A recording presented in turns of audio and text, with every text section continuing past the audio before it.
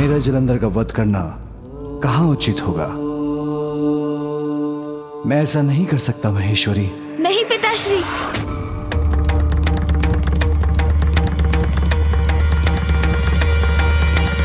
जिसका जन्म ही संकटमयी है उसे बढ़ने देना कदापि उचित नहीं। सर्वथा उचित है माँ का सुझाव। कृपया आप जलंधर का वध कर संसार को इस भावी संकट से मुक्त कराइए।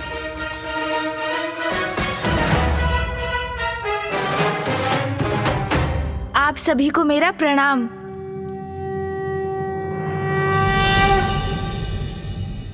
पिताश्री, ऋषिवर अगस्त्य ने मुझे बताया कि जलंधर अब अकेला नहीं, एक और कुटिल कपटी शक्ति जुड़ गई है उसके साथ। हाँ पिताश्री, जलंधर से उत्पन्न संकट और भी विकराल रूप धारण कर रहा है। फिर भी आप उसका अंत क्यों नहीं करना चाहते पिताश्री? अब आपने विलंब किया तो संसार का अनिष्ट हो सकता है स्वामी। पिताजी, इस संकट को तो आप यहीं रोक सकते हैं।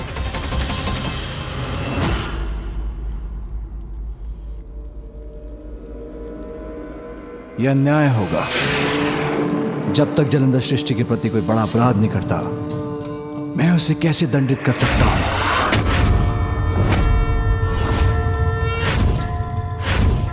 मानव, दानव, देव, गंधर्व, राक्षस, यक्ष, किन्नर, सभी प्राणियों को जीवित रहने का अधिकार है। बात मात्र अच्छाई और बुराई की नहीं। जलंधर का वध मात्र इसलिए नहीं किया जा सकता क्योंकि उसका जन्म एक विशेष परिस्थिति में प्रकृति के विरुद्ध जाकर हुआ है।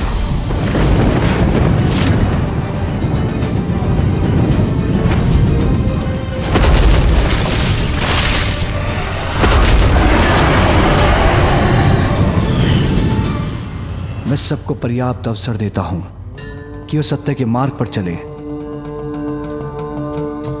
किंतु अपने अवसर का दुरुपयोग करने वाले, निरंतर पाप करने वाले अतः स्वयं का ही अंत करते हैं। किंतु यदि उसने इस अवसर का उचित लाभ उठाया तो मुझे जगत पिता होने के नाते उसे सन्मार्ग पर चलने का अवसर तो देना ही होगा। यद्यपि उसकी नियति विनाशकारी है, किंतु यदि उसने अपनी इच्छा शक्ति से नियति को परिवर्तित कर धर्म और भक्ति का मार्ग चुना तो हमें प्रतीक्षा करनी होगी, क्योंकि किसी के भावी पापों की आशंका से उसे दंडित नहीं किया जा सकता। इसलिए मैं अभी किसी का अंत कदापि नहीं कर सकता।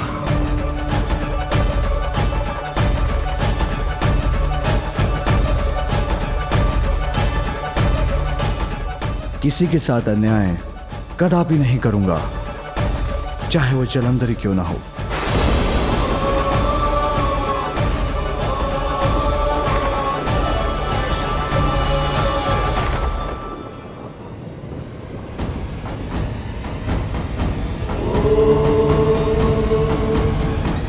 पिताश्री निर्णय ले चुके हैं, तो आप प्रतीक्षा करने के सिवाय और कोई उपाय नहीं।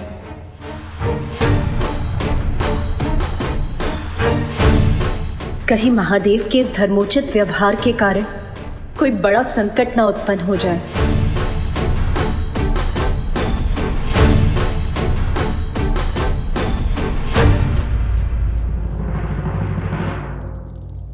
प्रथम पूज्य गणेश जी, मैं आपका कृतज्ञ हूं। आपने दक्षिण को अकाल मुक्त किया और ऋषिवर के कमंडल से कावेरी नदी को मुक्त कर आपने दक्षिण वासियों के साथ साथ हम पर भी बहुत बड़ा उपकार किया है। हम आपके आभारी हैं। इसमें उपकार कैसा देवराज, वो तो मेरा परम कर्तव्य था। मुझे प्रसन्नता तो इस बात की है कि अंततः ऋषि अगस्त्य ने भी अपना मोह त्याग कर जन कल्याण में धर्म का साथ दिया। किंतु गणेश जी, मेरा कर्तव्य मुझे स्वर्गलोक बुला रहा है। आप सभी से अनुरोध है, आप मुझे यहाँ से प्रस्थान करने की अनुमति दें। प्रणाम।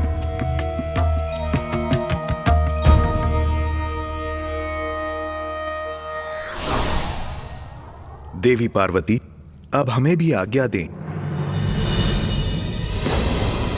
पुत्र गणेश, आने वाले संकट के प्रति जागरूक रहकर उसके प्रति सभी को सावधान करना हमारा कर्तव्य था, जिसका निर्वाह हम कर चुके हैं। किंतु महादेव ने कहा है हमारा प्रतीक्षा करना ही उचित होगा, वही हमें करना है। कदाचित जलंधर कुमार्ग छोड़कर सन्मार्ग का ही चुनाव करे। उचित है फूफा जी, चाहता तो मैं भी हूँ कि ऐसा ही हो,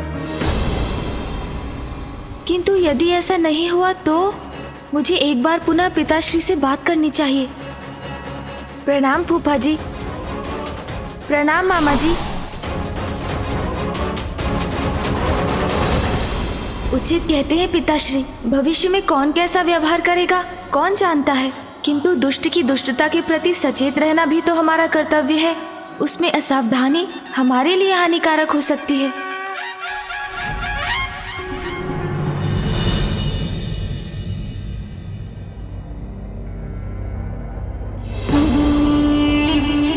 मेरे प्रिय बलश्रेष्ठ, असुर गुरु शुक्राचार्य हमें इसी पर्वत पर मिलेंगे।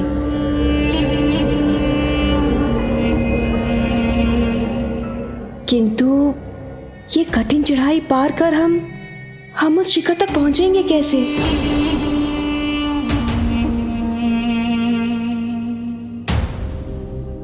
सर्वश्रेष्ठ जलंधर है तुम्हारे साथ, फिर भी चिंता कर रही हो। कठिन को सरल बनाना आता है मुझे। चलो वृंदा, चिंता त्यागो और मेरी पृष्ठ पर आरूढ़ हो जाओ। सर्वश्रेष्ठ जलंधर ले जाएगा तुम्हें इस पर्वत के शिखर पर।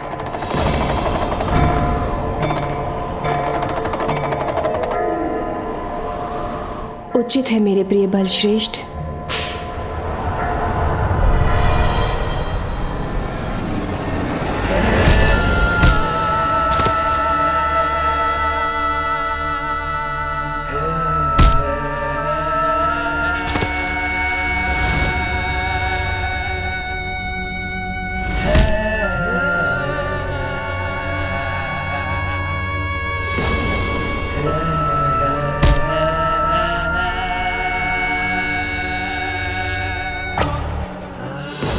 जो सर्वश्रेष्ठ जलंधर के मार्ग में आएगा, वो कितनी भी ऊंचाई पर स्थित क्यों ना हो, मेरे समक्ष झुकने पर विवश हो जाएगा।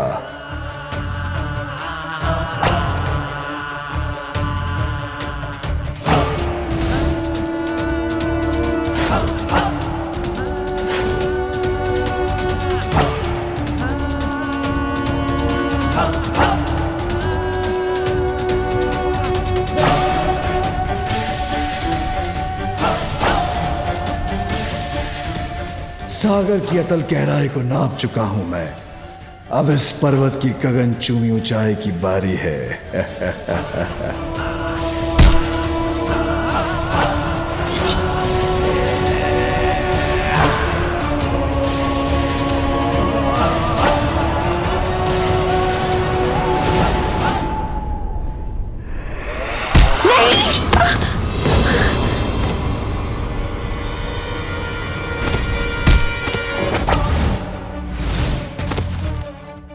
मुझे पूर्ण विश्वास है मेरे प्रिय बलश्रेष्ठ पर, कुछ नहीं होने देंगे मुझे।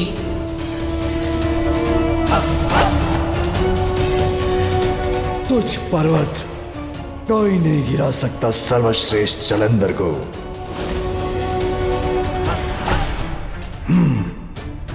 ऐसी कोई बाधा नहीं जो सर्वश्रेष्ठ जलंधर को रोक सके। इस तुच्छ पर्वत का इतना दुस्साहस जो मेरे पथ में बाधा बने।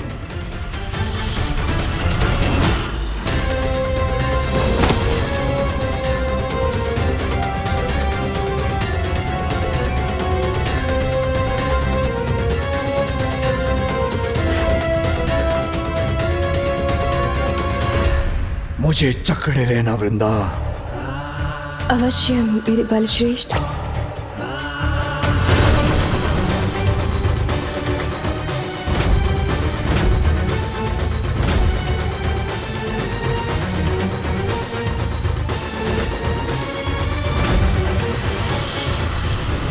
मेरे प्रिय बलश्रेष्ठ, मेरा भार वहन कर आप अपनी कठिनाई क्यों बढ़ा रहे हैं? मैं आपका अनुसरण कर आपके पीछे पीछे आ जाऊंगी। नहीं वृंदा, मेरी पत्नी हो तुमने मुझे उस असुर गुरु शुक्राचार्य के पास जाकर उनसे मार्गदर्शन प्राप्त करने का सुझाव देकर मेरे प्रति अपना कर्तव्य निभाया है, तो अब मैं तुम्हारे प्रति अपना कर्तव्य निभाऊंगा। इस पर्वत के शिखर पर मैं ही लेके जाऊंगा तुम्हें।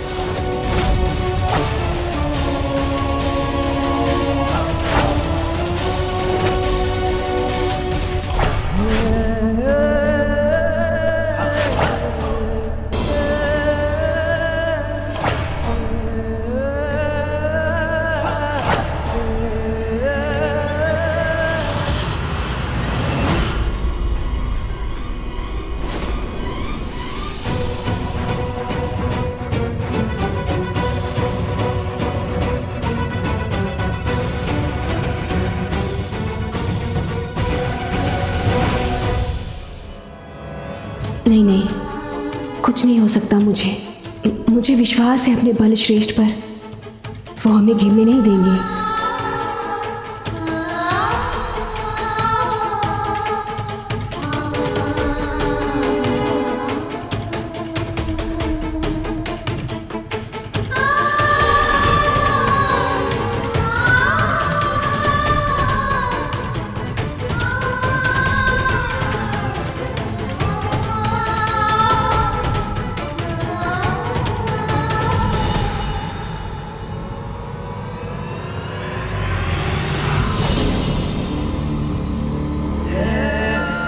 सर्वश्रेष्ठ जलंधर हूं मैं, जो चाहता हूं वो करके दिखाता हूं।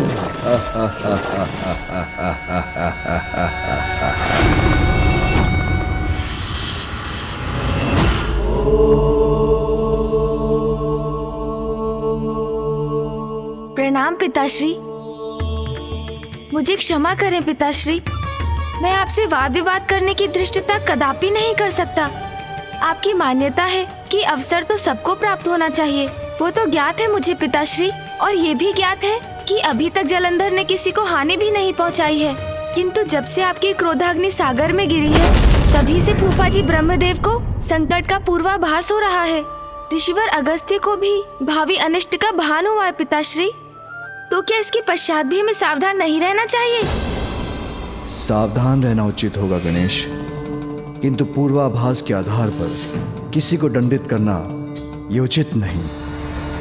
पिताश्री, मैं आपसे पूर्ण रूप से सहमत हूँ कि दंड का अधिकारी तो अपराधी ही होता है, किंतु जलंधर की आसुरी प्रवृत्ति भी हमसे छिपी नहीं, जिसका अर्थ है उसका झुकाव अवश्य अधर्म की ओर ही होगा।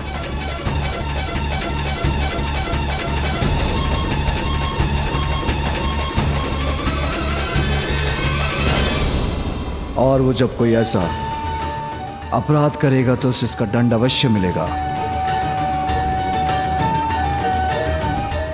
किंतु अभी हमारा प्रतीक्षा करना ही उचित है। गणेश, विपदा जब अपना शीश उठाएगी, हमें उसको मिटाने का उपाय भी अवश्य प्राप्त होगा। पिताश्री, नियति की अपार शक्ति को तो महानतम ऋषि और तपस्वी भी नहीं नकार पाते, फिर जलंधर तो एक असुर मात्र है। आप कहते हैं कि विपदा आएगी तब उसका समाधान ढूंढेंगे हम, किंतु पिताश्री, मुझे आभास हो रहा है कि विपदा तो हमारे समक्ष आकर ही रहेगी।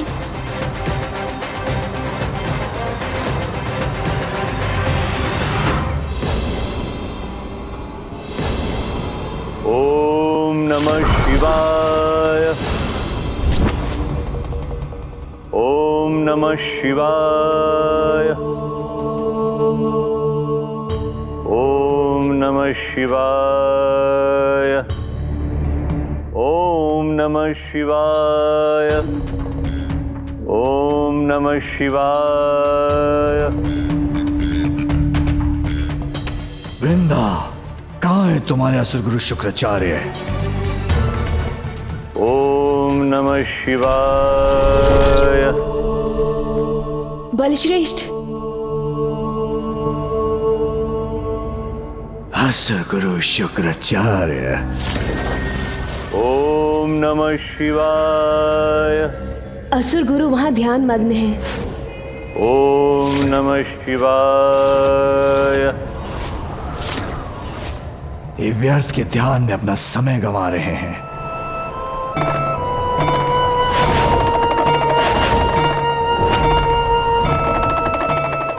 ओम नमः शिवाय। ओम नमः शिवाय। ओम नमः शिवाय। असुर गुरु शुक्राचार्य, असुर गुरु शुक्राचार्य, असुर गुरु शुक्राचार्य।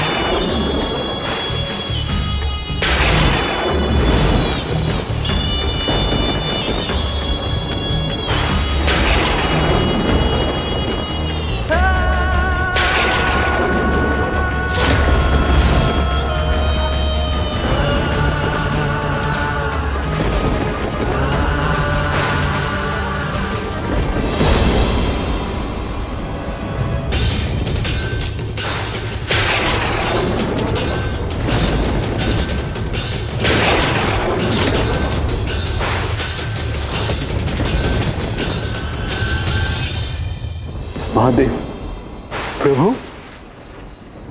आप यहाँ?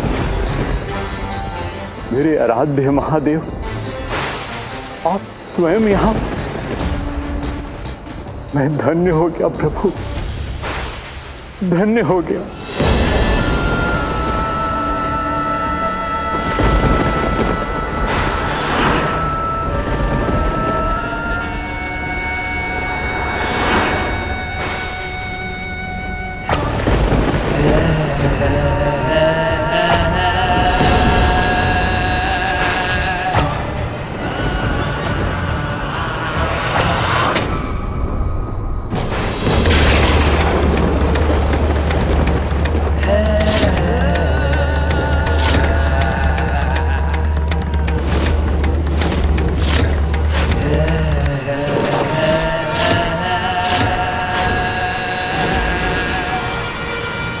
इतना बड़ा छलावा, वो भी मेरे असुर गुरु शुक्राचार्य के साथ महादेव का रूप धारण करिए।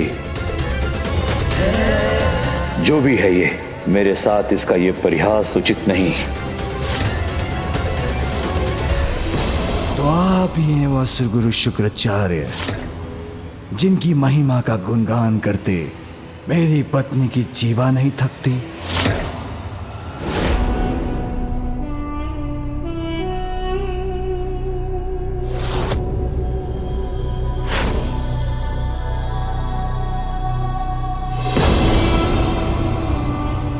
प्रणाम असुर गुरु, मैं वृंदा हूं और ये मेरे प्रिय बलश्रेष्ठ, सर्वश्रेष्ठ जलंधर।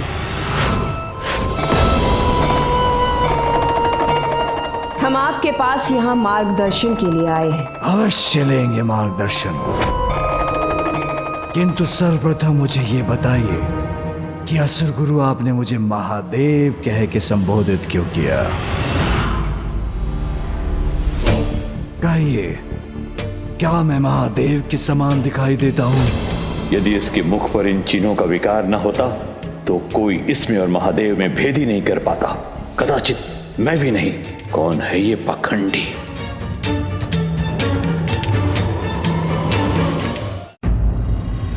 मुझे महादेव पुकारा इन्होंने मेरे समक्ष। हाथ जोड़कर नतमस्तक थे असुर गुरु, और अभी भी मुझे देखकर स्तंभ खड़े हैं। क्या इसका कारण? समझा। उत्तम, अति उत्तम। वृंदा, उचित कहा था तुमने। असुर गुरु शुक्राचार्य हमें संसार पर विजय प्राप्त करने का मार्ग दिखाएंगे। हाँ मेरे प्रिय बलश्रेष्ठ, किंतु असुर गुरु ने तो अभी तक हमसे कुछ कहा भी नहीं। तो जितना वो कह चुके पर्याप्त है मेरे लिए।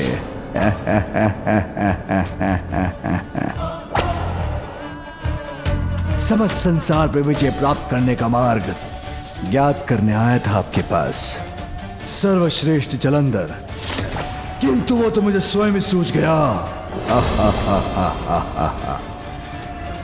आपने मुझे महादेव पुकार कर उपाय सुझा दिया।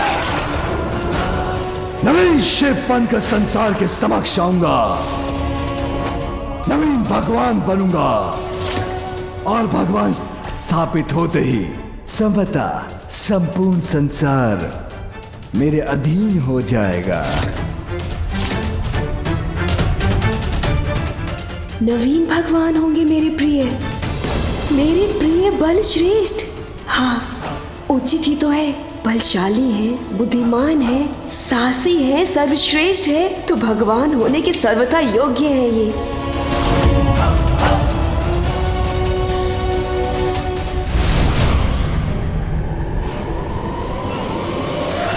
विनाशकाली विपरीत बुद्धि बल के अहंकार में आकर स्वयं को भगवान तुल्य समझने वाला गर्त की ओर जाता है